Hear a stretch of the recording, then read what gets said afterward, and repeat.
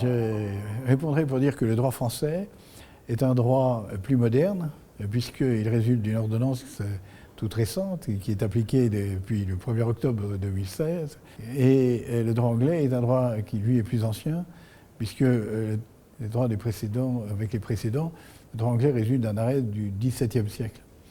Le droit anglais était beaucoup plus pragmatique que le droit français, puisqu'il admettait l'imprévision, et en vertu de l'imprévision, il y avait la résolution du contrat.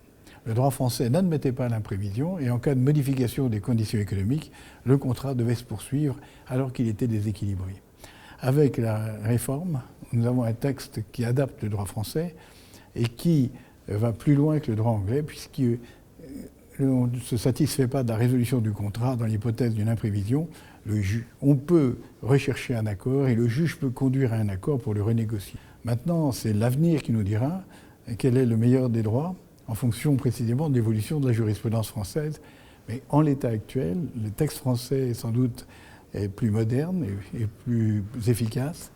Le droit anglais reste cependant plus efficace au niveau de la preuve de l'imprévision, puisque la pratique des témoins, des legal opinions, constitue un élément très, très fort en droit britannique, qui n'est pas le cas du droit de la preuve en droit français.